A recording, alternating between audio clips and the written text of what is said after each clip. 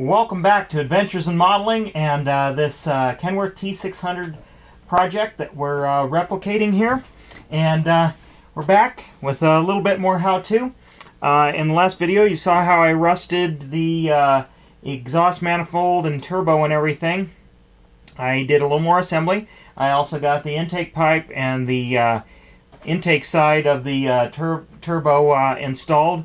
And I already painted those up to look somewhat like aluminum. I'm going to have to weather those a little bit, but for now, what we're going to do is, this engine looks a little too pretty. So I want it to look kind of road used, and so road used. Some gaskets and things are going to be leaking a little bit. So there's just going to be a little bit of oil and grease that might have seeped out, and then some dirt attached to it. So we're going to try to replicate that best we can, and I'm going to show you kind of the way I do it. And it's pretty easy, and like I said, there's a lot of different ways to do this. This is just the way that I do it, and I've had good results with it. So let's get to it.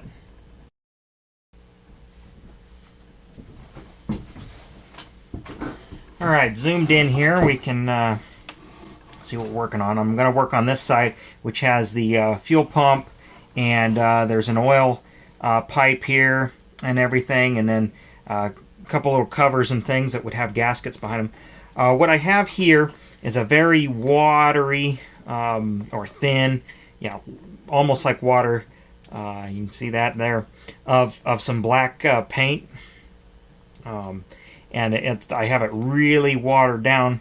So what I'm going to do is just, what we're doing is brush it on a little bit and just take our time and put a little bit there. A Q-tip here. We're gonna maybe dry some of that up, but we want to leave some of it in the crevices. What we're doing here is twofold. Obviously we're gonna make it look like, okay, there's maybe a leaky gasket here, but we're also adding some shadow, which is gonna just make some of these some of the castings and things just kind of stand out. So and what this is kind of called, or technique, is a wash. And I'm just slowly going at it here, just to see how this is going to work, and dabbing it up. I'm going to need to leave it on a little bit longer than that. Also, a good thing to have around is a hair dryer, which makes a lot of noise. I'm not going to show it here, but you could put it on, dab it off, dry it, but it'll dry pretty quick on its own. But yeah, I'm really kind of liking that. Let's do along here, get some shadow going. And this kind of weathering, you got to think ahead a little bit, because when you're building it, if you put this in the truck, you might not be able to get to a lot of this. Let's get some of these bolt heads. Make it kind of look. And then back in here where the bell house is, there's always dirt and stuff. And we're gonna probably, this is black I'm going on right now, but I'm gonna probably dust it with kind of some tan and tannish or desert colors, just to get some dirt on this. This is just to get some of the kind of oil spray road grime that might get kicked up and attach. I'm going to leave it real black in the corner there. I really like that. Okay, and you want to just kind of go slow, see how you're doing, and I'm liking this. And we got that top rail above the oil pan that always collects dirt. If you've ever worked on heavy equipment or even cars and stuff, you kind of know where dirt collects, and that's what you're trying to do here. And this oil pipe, I'm going to say, let's just say it's weeping right there, but also, as air's flowing, it's going to be collecting a lot more right along there. So let's wash that along there. Oh yeah, that's dulling it up. It's actually it's making it look a little more industrial. Don't kill all your light. That's a big thing here. You got to really be thinking. You want to be adding dark, but you don't want to kill all the light, because that's the contrast. That's what makes this kind of look like like it's well worn and such. And the beauty of this is if you're working, let's take some out. Oh yeah, and see,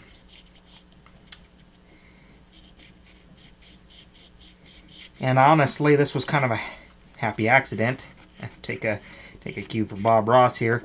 Is when I painted this, I don't know, paint kind of, I don't know, either just kind of bubbled just a little, and I was a little disappointed. But you know what? After putting this on here, I'm actually liking that, because you know, castings, whether it be aluminum and such, engine parts, are not perfect. They're all dimpled, and I'm really kind of liking that it's bringing out some of that dimple.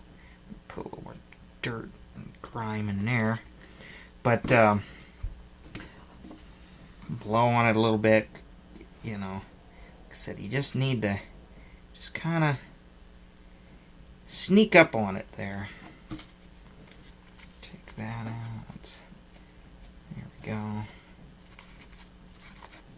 Yeah, oh yeah, look at right under there where them bolts are. Not even done, and it's looking good. I'm really liking that. Well, I mean, rather than just show you me doing the whole thing, that's kind of the technique you want to use. Any little cracks and crevices are usually a good area to put this on. And that's what I'm going to do, just kind of to dirty up in some certain areas that generally get dirty. Think about how an engine works in a car or a truck, and where some of these leaks might be. So I'm going to finish this up, and when we get done, I'll show you the finished product. Okay, I finished up kind of washing it with black, and I think it looks pretty good. We got a lot of nice shadowing and everything, and things where oil would kind of drip, or dirt and such would collect. And I'm really liking it. However, it's a little too much black. I even did do a little bit on our fan up here, and got the edges where the paint would be worn off, and then inside the pulleys where dirt and grime would collect. Although, the only thing is it needs a little something else, and I'm going to attempt something. I mixed up some really watery, kind of brownish. We'll see. I'll see how I like this. I'm not sure. I'm going to test back here on a transmission where it's easy to kind of take it off if I don't like it. Let's get it in those places here. Like I said, blow on it, kind of. Let's just kind of see how that works. I'll take my Q-tip, just let it dry just a little. Let's smear it around. Yeah, I took a little too much off there, but it's all right. Always go back with more. You kind of want to sneak up on it. Leave some of that in there. And I kind of like some of that. Let's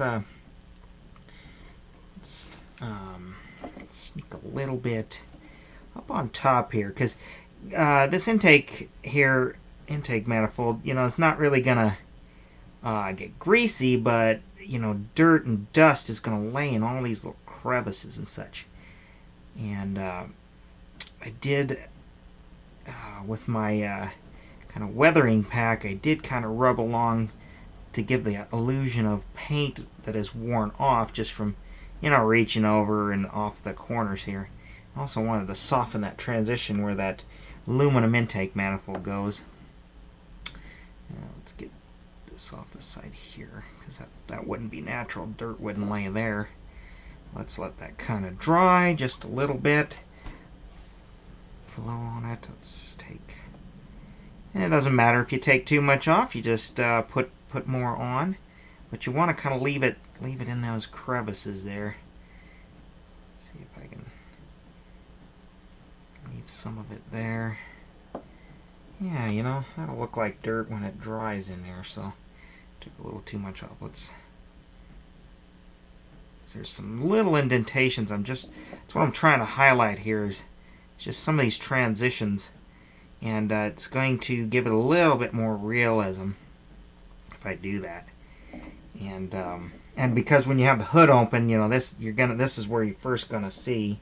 So let's get down in here, because dirt's gonna lay down in here, and it's gonna be hard to clean it out without doing a good engine cleaning, which nobody does, especially on the farm. You rarely ever clean off the engine unless you're going to work on it. Well, it's a pretty good old reliable truck, so you know it's been in service a long time and hasn't really needed any opening up of these valve covers or anything since its last valve adjustment. So we'll and you know, drives on gravel roads a lot, so there's gonna be a lot, and in cornfields and wheat fields, there's gonna be a lot of chaff and everything that's gonna sit up on top of this engine when it's parked in the field or when it's driving down the road, gravel roads. So let's see how that works. See, I'm adding the light over the black, so you'll still get the shadow.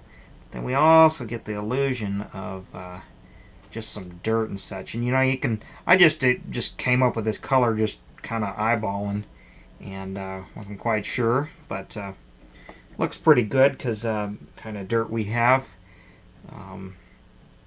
clay and stuff, kind of has this real light tannish, and it's like talcum powder. Let's see. I want to get a lot down in there, but I don't want to just fill it up because I don't want to kill that black. Let's wash on this intake pipe and the turbo here. It's just not liking the shine, even though it is a matte finish. I just want to take it off here.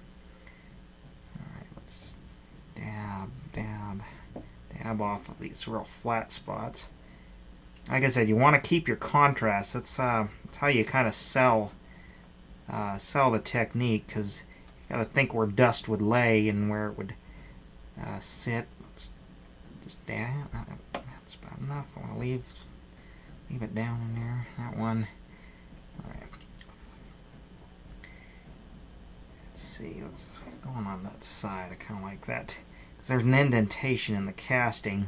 And it's similar to that on the real thing, so let's see.